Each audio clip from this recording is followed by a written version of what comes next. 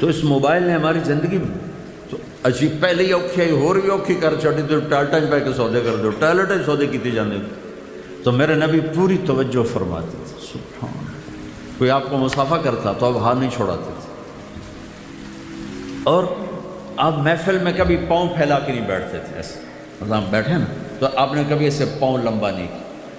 چاہے محفل 1 منٹ کی تھی یا 1 گھنٹے کی تھی آپ کسی کی طرف پاؤں نہیں فرماتے تھے. اور سب کو اتنی توجہ دیتے تھے کہ ہر ایک سمجھتا تھا کہ مینوں ہی ویکھی جاندے میری طرف متوجہ. حالانکہ آپ کے یہاں فرق مراتب تھا. جریر بن عبداللہ تشریف لائے تو محفل بھر چکی تھی, بیٹھنے کی جگہ صاف نہیں تھی, وہ ذرا پیچھے بیٹھے تو آپ نے اپنی چادر اٹھا کے یوں پھینکی, کہا جریر میری چادر پہ بیٹھ جا. یہ چادر آپ نے بلال کے لیے نہیں دی, ابو ذر کے لیے نہیں دی, حالانکہ ان کا مرتبہ وہ ہے کہ جس کو کوئی دیکھ ہی نہ سکے, اتنے اونچے مرتبے کے لوگ ہیں. لیکن جریر شہزادے تھے یمن کے, تو ان کو پروٹوکول دیا. یہ پروٹوکول دینا شریعت کا حصہ ہے. آپ نے کہا میری چادر پہ بیٹھو. انہیں چادر اٹھا کے سر پہ یا رسول اللہ ایتھے رکھن دیے, ہیٹ رکھن دی, تو انہوں نے اپنے سر پہ رکھی. فرق مراتب نہ ہو تو نظام درہم برہم ہو کے رہ جاتا. لیکن آپ سب کے لیے پوری توجہ دیتے تھے, جیسے سب آپ کے ساتھ جڑے ہوئے ہوں. آپ نے کسی سے اظہار ناراضگی کیسا تھا میرے نبی کا, سبحان اللہ, کتنا ہلکا پھلکا. آپ مثال کے طور پر آپ ابو ہریرہ پہ ناراض ہو گئے, اب آپ نے اس کو بتانا ہے کہ میں تیرے اوپر ناراض ہوں, تو اس کا طریقہ کیا ہوتا تھا, بھائی تو ایسا تو ایسا تو ایسا, نہیں, یہ دروازہ ہے, ابو ہریرہ اندر آ رہے ہیں اور آپ کی نظر پڑ گئی ابو ہریرہ آ رہے ہیں تو آپ ایک دم یوں ہو جاتے ہیں. بس اتنی میرے نبی کی ناراضگی تھی. وہ اگلے کو پتہ چل جاتا تھا کہ اللہ دے نبی جڑے نا لگتا ہے میرے طرف ناراض ہوئے بیٹھے ہیں. تو یہ ناراضگی اپنی ذات کی وجہ سے کبھی نہیں تھی, اب اپنی ذات کی وجہ سے کبھی نہیں تھی. یہ ناراضگی کسی مصلحت کی وجہ سے ہوتی تھی. جس نبی کی اتنی باریک باتوں کو میرے رب نے اٹھا کے یوں سکرین پہ دکھا دی. میں ساری کتابوں سے بولوں گا, اپنے کو گھڑ کے تو نہیں بولی جاتی. تو اس کی جس کام کے لیے آپ تشریف لائے وہ کیسے واضح نہیں ہوگا. میرے نبی کا زمیندار روپ کوئی نہیں ہے, میرے نبی کا تاجر کا روپ. میرا زمیندار گھرانے سے تعلق, آپ سارے تاجر بیٹھے. میرے نبی نے تجارت کی. پہلے 10 صحابہ, ابو بکر جنتی, جو میرے نبی نے ایک مجلس میں کہا, جن کو ہم کہتے ہیں عاشرہ مبشرہ, ٹاپ 10. آپ نے کہا ابو بکر جنتی, عمر جنتی, عثمان جنتی, علی جنتی, طلحہ جنتی, زبیر جنتی, سعد جنتی, عبد الرحمن جنتی, ابو عبیدہ جنتی, سعید جنتی. یہ 10 آدمی میرے نبی نے فرمایا جنتی. ان میں سے ایک بھی نہ زمیندار ہے, نہ مزدور ہے, نہ فقیر ہے, سب بڑے سردار لوگ ہیں, بڑے چودھری لوگ ہیں, سب تاجر ہیں, سب تاجر ہیں. آپ کے لیے تو ڈائریکٹ نمونہ ہے. مجھے نمونہ ڈھونڈنے کے لیے مدینے کے صحابہ کو دیکھنا پڑتا ہے, انصار مدینہ کو دیکھنا پڑتا ہے. آپ کو تو ڈائریکٹ اپنا نبی دکھا رہا ہے. چونکہ میرے نبی نے ذمہ نہیں کیا, ذمہ داری کے اصول بتائے, ہر چیز کو بتا کر گئے. ترکتکم علی محجۃ بیضاء لیلھا کنہارھا لا یزیغ عنہا الا ھالک. میں تمہیں اس راستے پہ چھوڑ کے جا رہا ہوں جس میں اندھیرا آتا ہی کوئی نہیں, دن ہی دن ہے, رات ہے ہی کوئی نہیں.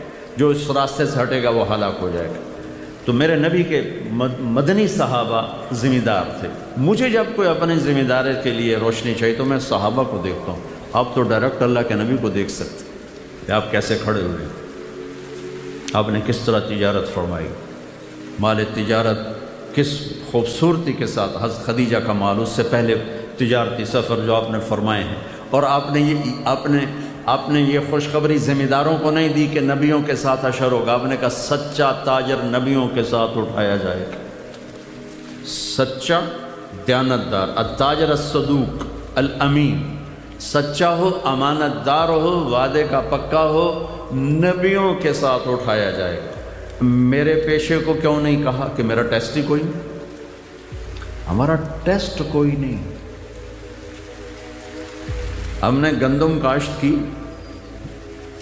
وہ اور 2 مہینے کے بعد کٹ کے باہر پڑی ہوگی. بھائی اس میں کیا ملاوٹ کروں, کیا جھوٹ بولوں, کیا دھوکہ دوں. ابھی کپاس ہماری ختم ہو گئی, تو کپاس عورتوں نے چنائی کی، ہم نے ڈھیر لگا دیا، व्यापारी نے آ کے اس کو تولا اور لے کے چلا گیا۔ اس میں میں بطور ذمہ دار یا میرا کوئی ملازم کیا ہیرا پھیری کر سکتا ہے، کیا جھوٹ بول سکتا ہے، کیا وعدہ خلافی کر سکتا ہے؟ میرا ٹیسٹ ہی کوئی نہیں۔ آپ روزانہ ذبح ہوتے ہو، روزانہ ذبح ہوتے ہو۔ ایک بڑا تاجر ہے لاہور کا، تو وہ کچھ دن ہمارے ساتھ رہا تو داڑھی رکھ لی، بیچ میں 6 مہینے ملاقات نہ ہوئی تو میں نے دیکھا پھر اس نے شیو کیا ہوا۔ میں کہا ایک ہی کیتا ہی، اور یہ روزانہ جھوٹ بولنا بندہ، پھر میں شیو کرا چھوڑا۔ میں کہا ہوں جھوٹ حلال ہو گیا، داڑھی رکھے ہیں حرام تے شیو کرا کے حلال۔ لد بندہ ہوں تو 2 گناہ شروع کر دیتے۔ پہلے 1 گناہ تو تیرا ختم ہو گیا تھا کہ تو نے شیو کرانا چھوڑ دیا، اب تو نے پھر 2 شروع کر دیے، شیو بھی کراتا ہے جھوٹ بھی بولتا، اس نے پھر رکھ لی، ہوں ماشاءاللہ پکی داڑھی۔ آپ کا ٹیسٹ ہے، میرا ٹیسٹ کوئی نہیں، میری روز کی ڈیلنگ کوئی نہیں۔ میں نے آج کاشت کی ہے، 6 ماہ بعد اس کا رزلٹ آنے والا ہے۔ آپ ڈے ٹو ڈے سودے کرتے ہیں، ڈے ٹو ڈے پیمنٹ ہے، لینا ہے، دینا ہے، خریدنا ہے، بیچنا ہے۔ ذمہ دار کا ایسا کوئی چکر نہیں ہے، لینے دینے کا کوئی چکر۔ اور جو باغات والے ہیں ان کا تو سال میں ایک ہے، سارا سرگودا باغ ہے ان کے یہاں۔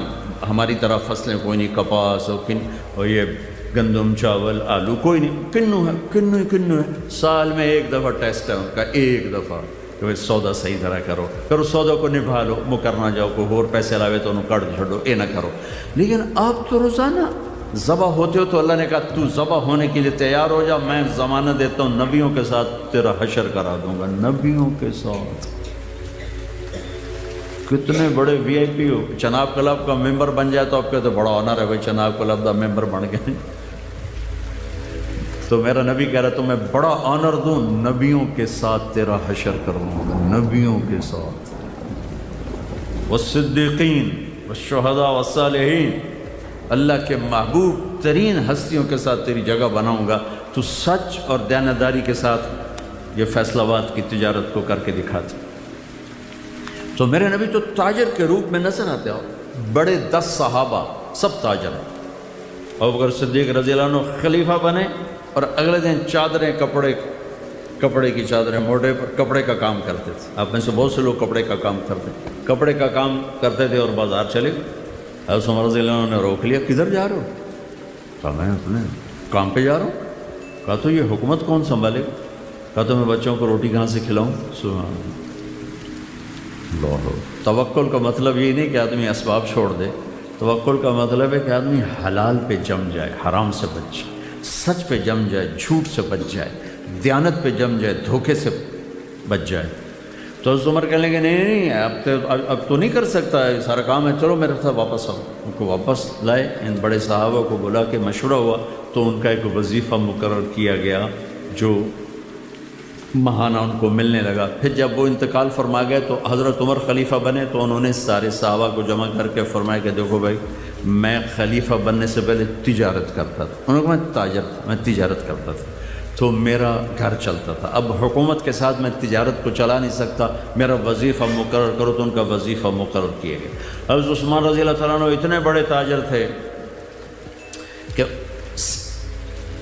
کہ تیونس کا مال غنیمت آیا جس پر رومن امپائر تھی، اور رومن امپائر کا بہت بڑا یہ خوبصورت صوبہ تھا اور بہت مضبوط مالدار صوبہ تھا۔ اس کا مال غنیمت آیا جو 1000 برس کے خزانے تھے، حضرت عثمان نے ذاتی پیسوں سے خرید لی۔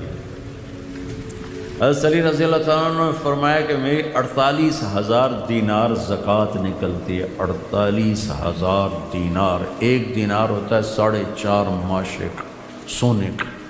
حساب حسوب لا کے ویکھو کتنے اربوں روپے جنہوں کی زکوٰۃ بن جاتی، کروڑوں روپے میں ان کی زکوٰۃ بن جاتی۔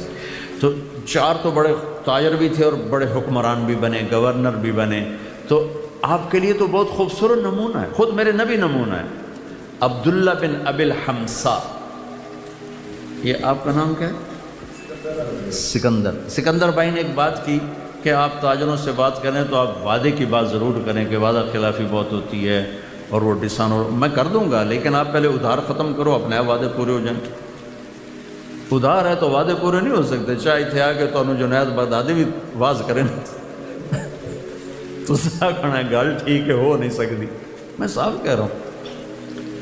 عبداللہ بن ابی الحمصاص مکے کی بات ہے، تو معاملہ ہوا، انہوں نے کہا آپ ٹھہرے میں ابھی آتا ہوں، میں بھی آتا ہوں۔ وہ گیا ہے اور وہ بھول گئے، 3 دن کے بعد گزر ہوا تو آپ وہیں کھڑے تھے، کہا میرے دوست لقد ابتنی، تو نے مجھے تھکا دیا، لقد اتعبتنی۔ 3 دن وہیں کھڑے رہے کہ میں نے کہہ دیا ہے کہ ٹھیک ہے تو آ جا میں کھڑا ہوں، اور وہ بھول گیا۔ 72 گھنٹے کے بعد ہوا ہے تو میرے نبی وہیں موجود تھے۔ میرے نبی تو وعدے کی ایسے پاسداری کر کے گئے۔ میرے اللہ نے ایمان والوں کی صفات بیان کی قرآن میں۔ پہلی صفت کیا ہے؟ الذین یوفون بعہد اللہ، جو اللہ سے کیے ہوئے وعدے نبھاتے ہیں۔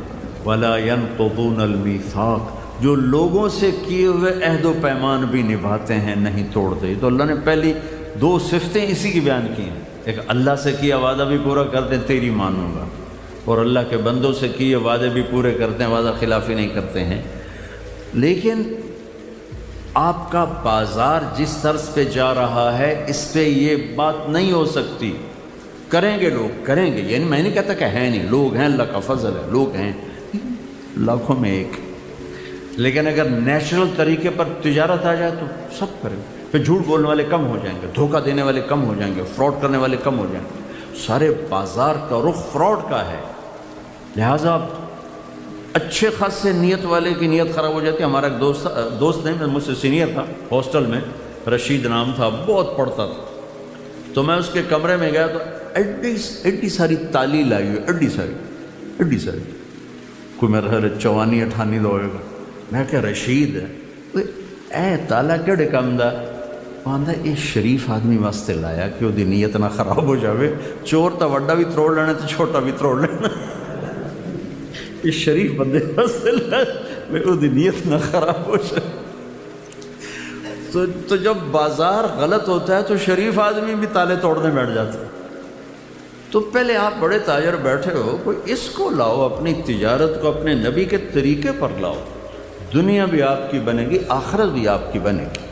ادھار، چاہے اسلامی بینک کا ادھار ہو اور چاہے دوسرے بینکوں کا ادھار، ادھار سے بچو، ادھار کوئی راحت نہیں، کوئی راحت نہیں۔ ٹھیک ہے اسلامی بینکوں کا، اب دیکھو کاروبار بڑھانا ہے، اپنے پیسے سے بڑھاؤ، قرضے لے کر کاروبار مت بڑھاؤ، چاہے وہ قرضہ بغیر سود کے ہو، چاہے سود کا ہے تو بالکل ہی کام غلط ہو گیا، اور اگر بغیر سود کے ہے تو بھی قرضہ ہوتا ہے۔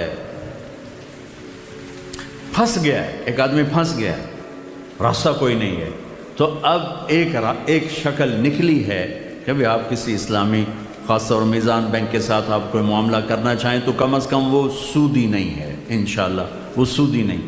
لیکن میں آپ کو کھل کے کہہ رہا ہوں، اپنے کام کو آگے بڑھانے کے لیے، آپ کا کام ٹھیک ٹھاک چل رہا ہے، بہترین چل رہا ہے، جو تھوڑا ودھا لویے، کبھی ادھار نہ لیں، اپنے پیسے سے بڑھا کے چاہے پورے پاکستان میں پھیلا دو۔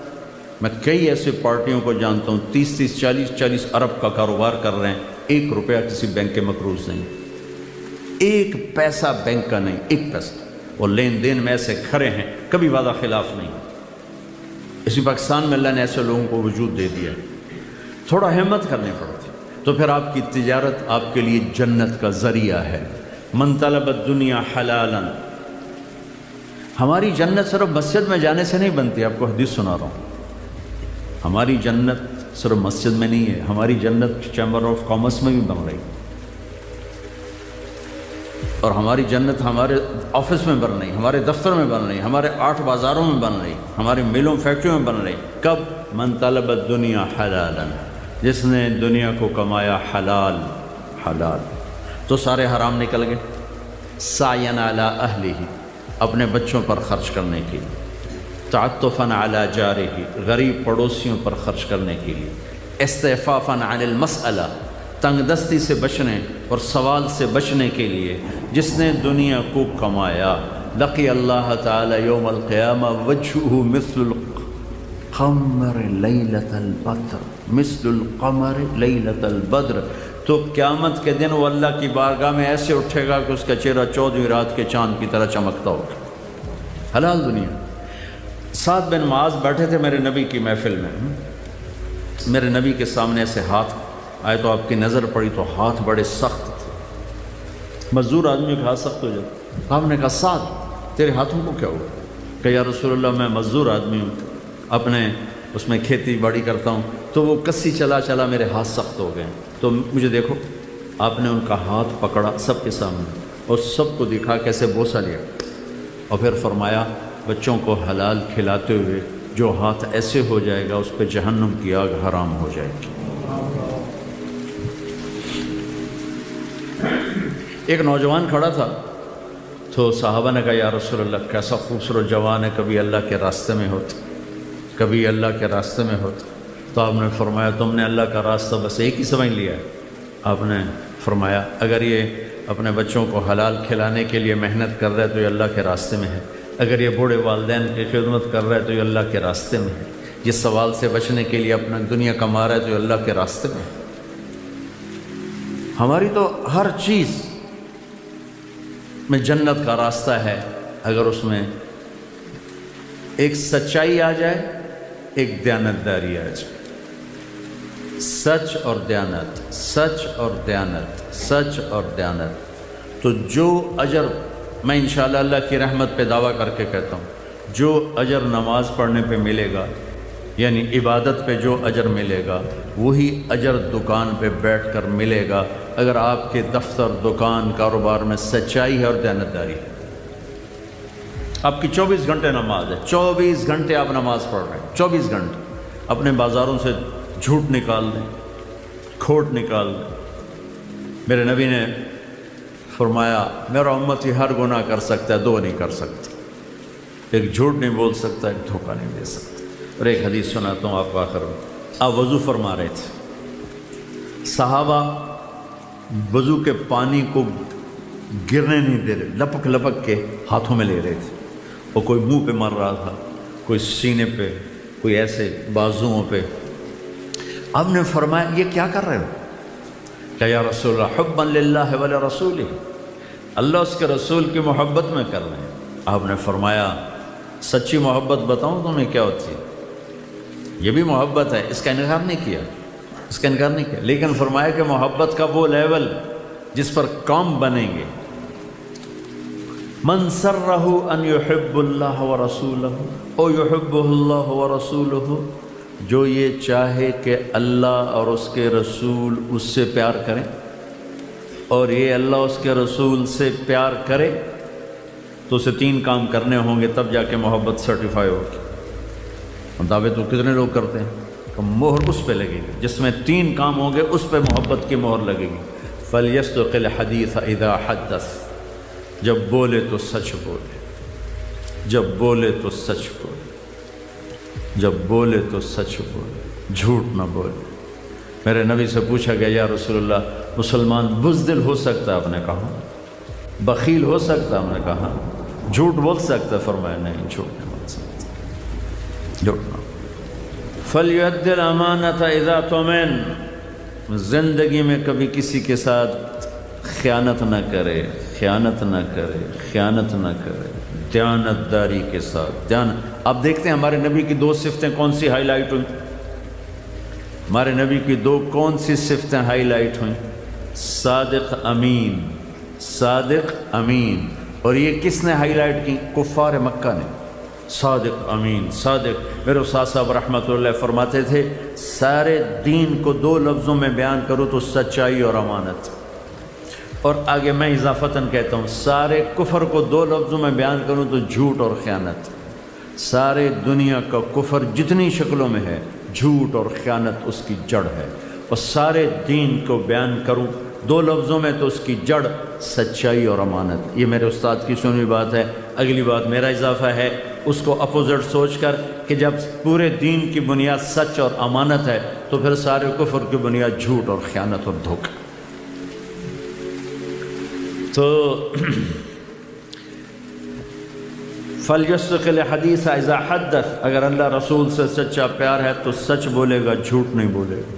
دوسرے نشان فَلْيُؤَدِّ الْأَمَانَةَ إِذَا تُؤْمِنَ، کبھی امانت میں خیانت نہیں کرے گا، کبھی امانت میں خیانت نہیں کرے گا، دھوکہ نہیں دے گا، فراڈ نہیں کرے گا۔ میرے نبی کہ میں نے حدیث آپ کو پہلے سنا دی کہ ہر کام ہو سکتا ہے ایک مسلمان سے، جھوٹ اور دھوکہ نہیں ہو سکتا۔ تیسری نشانی کیا ہے؟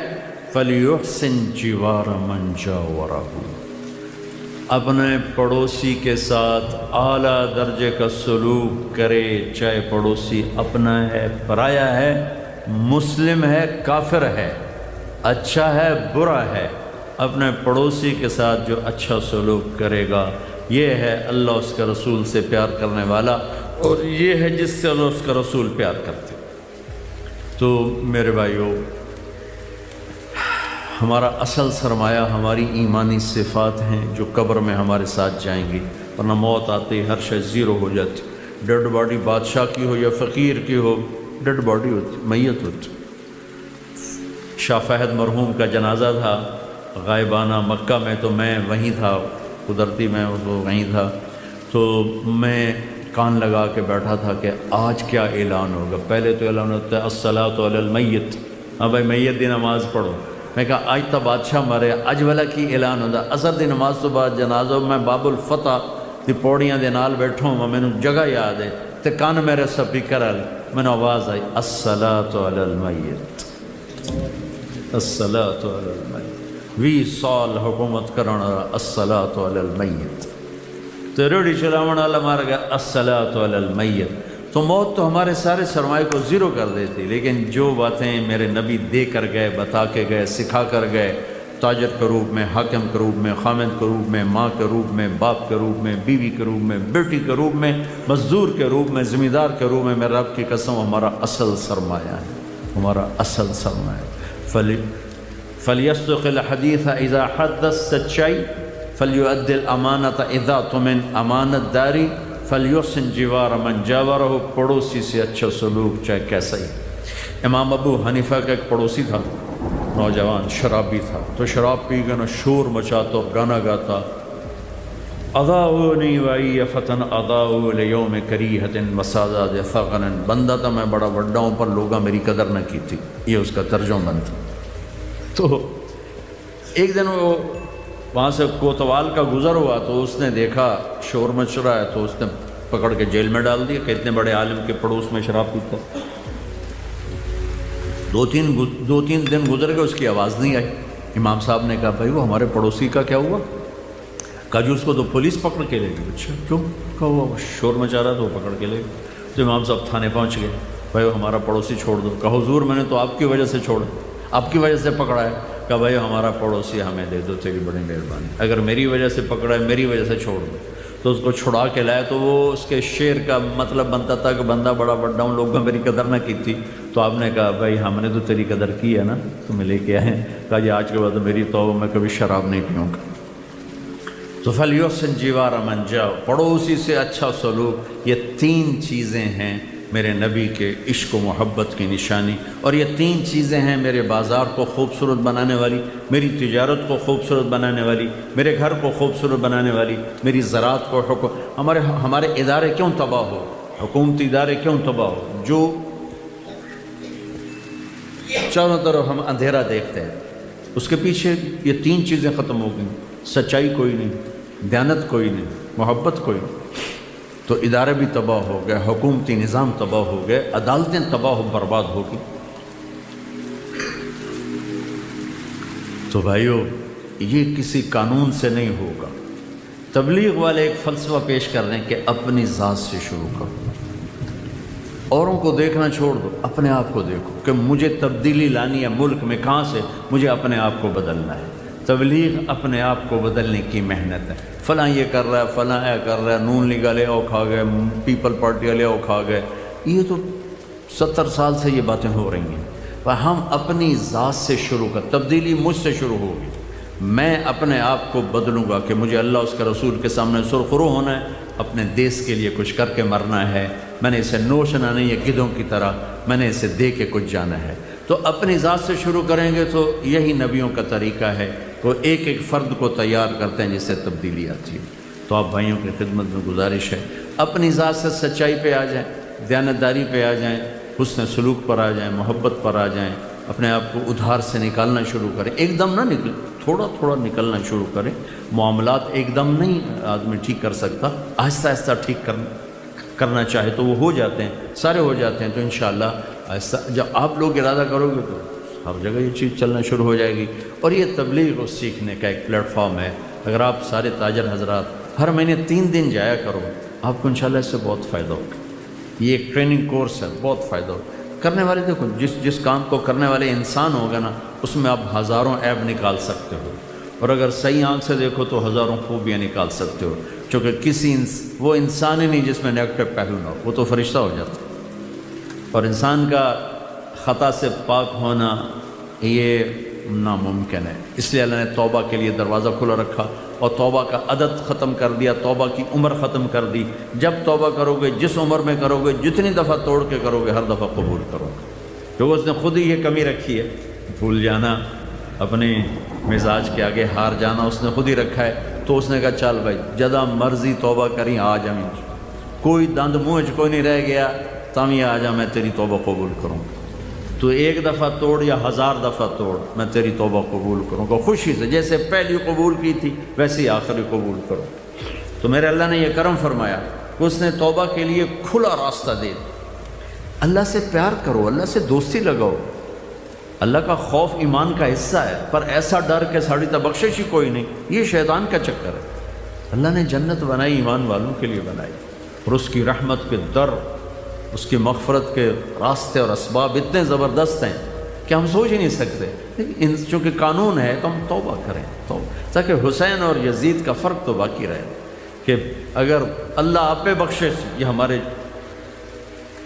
دیہاتوں میں او جی اللہ آپ پہ بخشے سے، اللہ آپ پہ بخشے سے، میرا دیہاتی ماحول، میں گل کر میں تھا گا، او میاں صاحب اللہ آپ پہ بخشے سے، جب مطلب میں کچھ نہیں کرنا، اللہ آپ پہ بخشے سے۔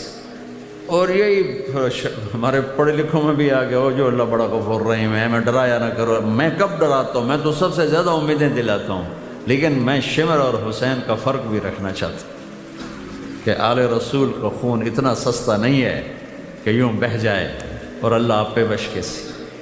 انہوں نے خون کے نذرانے دے کر بچوں کو نیزوں پہ چڑھا کے ایک تاریخ لکھی ہے، ایک صحرا باندھا ہے، ایک چمن آباد کیا ہے۔ میں اسے اپنے جھوٹ، سود، شراب، زنا، ہر چیز سے گندہ کر کے کہوں اللہ آپ پہ بخشے سی، تو یہ بھی توہین ہے میرے رب کے قانون کی اور میرے نبی کے حسین نواسے کی کہ وہ اپنی نسل کٹا دے اور میں کہوں اللہ آپ پہ بخشے سی۔ تو بھائیو، گزارش ہے اس کے لیے آپ ایک تو آپس میں پیار محبت سے رہنا سیکھو، کوئی آپس میں لڑے بولے ہو تو صلح کرو، صلح صفائی سے رہو، اپنے معاملات کو پیار محبت سے طے کرو۔ دینے اور لینے میں ایک حدیث سنا دیتا ہوں، ابھی یاد آ گئی، یہ سکندر صاحب کو دیکھ کے یاد آ گئی۔ ایک شخص پکڑا جائے گا قیامت کے دن، تو فرشتے پیش کریں گے، یا اللہ اس کے کھاتے میں کوئی نیکی کوئی نہیں۔ تو اللہ تعالیٰ فرمائیں گے کیوں میرا بندہ کوئی نیکی ہے؟ کہے گا جی کوئی نہیں، ویلا خالی۔ تو اللہ تعالیٰ تو کریم ہے، کہیں کوئی یاد تک کر، کوئی یاد تک کر۔ تو وہ سوچتا رہے گا، پھر کہے گا یا اللہ اور تو ہے کوئی نہیں، میں تاجر تھا، لوگوں کو مال دیتا تھا، جو پیمنٹ دے نہیں سکتا تھا تو میں اسے معاف کر دیتا تھا، اور جو لیٹ کرتا تھا تو میں اسے تنگ نہیں کرتا تھا۔ تو میرے نبی نے فرمایا، تو اللہ تعالیٰ فرمائیں گے میرا بندہ تو نے تو میرے بندوں کو بہت سکھی کیا، چل میں بھی تمہیں سکھی کرتا ہوں، جا بے ٹکٹی جنت جا۔ تو اللہ کے بندوں سے نرمی بہت بڑا عمل ہے، بہت بڑا عمل۔ تو ہم اپنے مزاج کی شدت کو نکالیں، نرم ہوں، نرم ہوں۔ میرے نبی نے فرمایا اگر نرمی کی کوئی شکل ہوتی تو کائنات کی سب سے خوبصورت شکل ہوتی، اور اگر شدت کی سختی کی کوئی شکل ہوتی تو کائنات کی سب سے بدصورت شکل ہوتی۔ نرمی کو اپنے نوکروں کے ساتھ نرم بولو، نرم رویہ رکھو، ڈرائیور ہے، گھر کے نوکر ہیں، گھر کے اپنی بیگموں سے کہو، گھر کی بچیوں سے، نوکرانیوں سے نرم رویہ رکھیں، میٹھا بولیں۔ ہمارے جیسے انسان اللہ یوں کر کے وہاں ہمیں کھڑا کر دیتا، انہیں ادھر کھڑا کر دیتا، تو کیوں دیر لگتی، اینی لگتا ہے، ایک سیکنڈ۔ تو اگر اللہ نے ہمیں نوکر دیے، ملازم دیے، ان سے پیار کرو، انہیں اپنی اولاد سمجھو، ان کے دکھ میں شریک ہو، ان کی خوشی میں شریک ہو۔